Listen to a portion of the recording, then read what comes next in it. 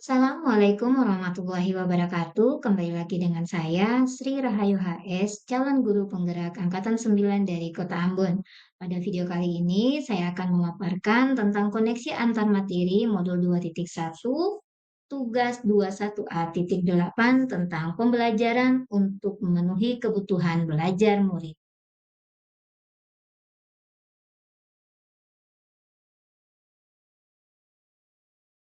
Untuk koneksi materi pada modul 2.1 ini, saya mulai dengan dua kata, yaitu keberagaman murid. Keberagaman murid ada banyak sekali Bapak Ibu. Di antaranya adalah latar belakang keluarga, kemampuan menggunakan bahasa di kelas, kemampuan menguasai keterampilan di kelas, kondisi sosial ekonomi, kesulitan tertentu dalam belajar, ataupun minat besar pada suatu bidang.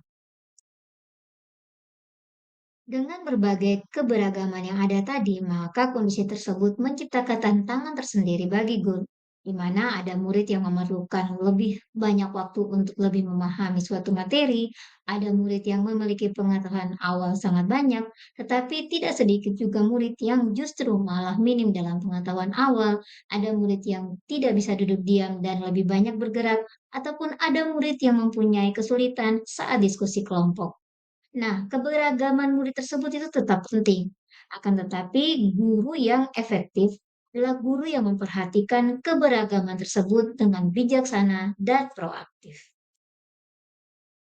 Bagaimana cara guru agar efektif memperhatikan keberagaman siswanya dengan bijaksana dan proaktif? Maka terjawab dengan cara melaksanakan pembelajaran berdiferensiasi. Pembelajaran berdiferensiasi adalah tentang pembelajaran untuk mendukung semua murid di kelas dengan segala keberagamannya. Pembelajaran berdiferensiasi adalah proses yang komprehensif dan fleksibel, yang mencakup perencanaan, persiapan, penyampaian pengajaran untuk mengakomodasi keberagaman kebutuhan belajar murid di dalam kelas. Melalui pembelajaran berdiferensiasi, guru diarahkan untuk lebih dapat mempertimbangkan siapa yang mereka ajar, apa yang mereka ajarkan, di mana mereka mengajar, dan bagaimana mereka mengajar.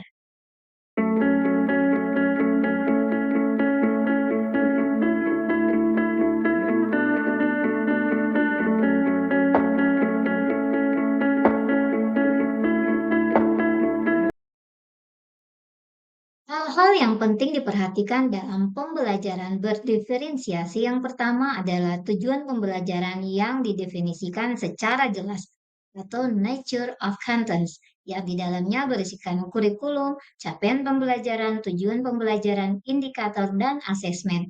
Yang kedua, merespon kebutuhan belajar murid atau nature of student yang di dalamnya terdapat tiga aspek yakni kesiapan, minat, dan profil belajar. Yang ketiga adalah penilaian berkelanjutan, yang keempat lingkungan belajar yang mengundang, dan yang kelima adalah manajemen kelas yang efektif.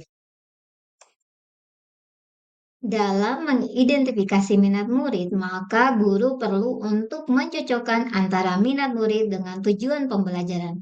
Kemudian, menunjukkan koneksi antar materi pembelajaran. Yang ketiga, guru menjembatani pengetahuan awal siswa dengan pengetahuan yang baru. Dan yang keempat, memotivasi memungkinkan tumbuhnya motivasi murid untuk belajar.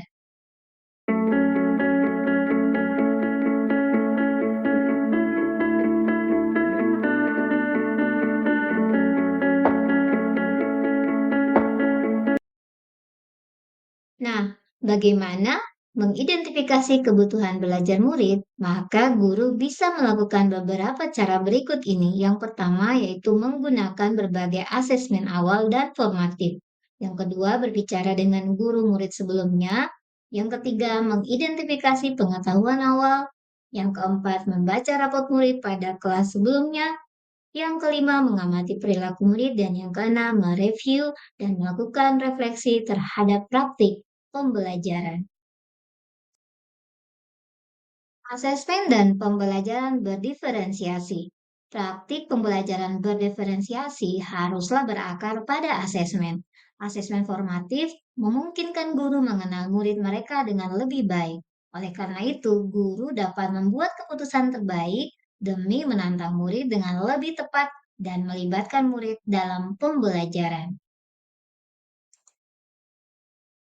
Apa saja yang bisa guru diferensiasi dalam pembelajaran? Di antaranya adalah konten, proses, dan produk. Guru dapat melakukan salah satu atau kombinasi di antaranya.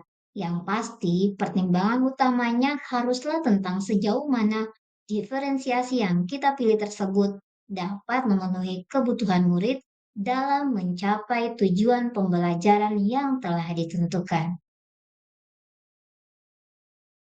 Di akhir koneksi antar materi modul 2.1 ini, saya ingin menyampaikan kata bijak dari Bapak Ki Hajar Dewantara, di mana beliau menyampaikan, serupa seperti para pengukir yang memiliki pengetahuan mendalam tentang keadaan kayu, jenis-jenisnya, keindahan ukiran, dan cara-cara mengukirnya. Seperti itulah seorang guru seharusnya memiliki pengetahuan mendalam tentang seni mendidik. Bedanya, guru mengukir manusia yang memiliki hidup, lahir, dan batin. Demikianlah penyampaian saya terkait koneksi antar materi pada modul 2.1. Semoga penyampaian ini bisa bermanfaat dan bisa menjadi referensi. Terima kasih. Salam guru penggerak, guru bergerak Indonesia maju. Assalamualaikum warahmatullahi wabarakatuh.